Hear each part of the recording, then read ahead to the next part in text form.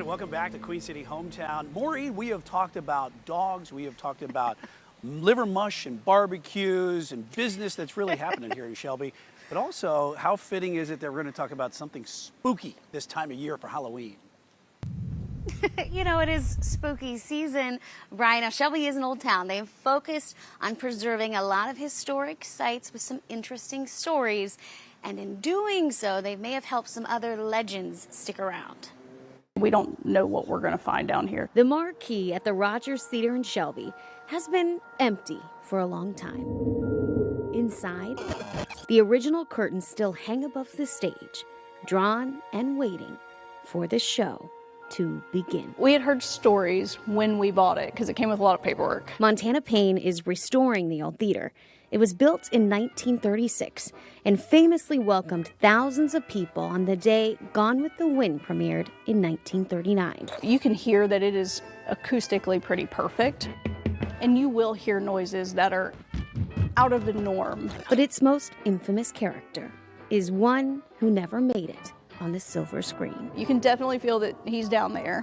At certain moments, it'll feel like somebody's watching you. Shelby is an old town, and so are the stories that have been told here. You've got the Webley House and the Royster House and the Banker's House, right? And you have all of these places where they've existed much longer than this theater has. The Yellow Banker's House near Uptown stands out on its own. I think anytime you have a house of this age, people naturally wonder about that sort of thing. It was built in 1874 and has been home to several people since. It's on the 3rd floor. April Schaff works with the nonprofit that runs the historical site. No, we've not had any hauntings or anything. However, there's a coffin on the 3rd floor.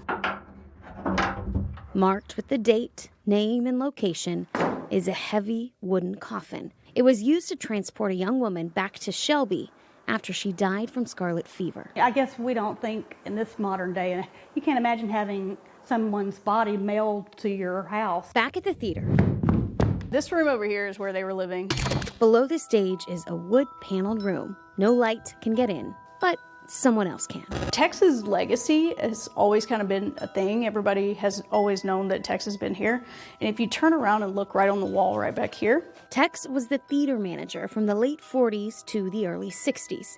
He's made plenty of appearances over the years. My wife and I came in one day, and the entire place smelled like what I would refer it to as white diamonds, right? Like an old lady perfume. And so has a woman known as the captain's wife. Within 10, 15 minutes, it had all completely dissipated. There are 3 rooms below the stage, I find this room to be a bit more unsettling than the other rooms. as well as an open earth basement that spans the length of the building. It's here where strange sounds and unexplained incidents have happened. Recently, a film crew was there to shoot a commercial. They had 10 different cameras, 10 different angles, all the lighting, lots of batteries, and all of a sudden, it was all done. It was gone. Every battery was drained, no camera could focus, no nothing. And they were like, yeah, it's time to go. Tex lived and died at the theater.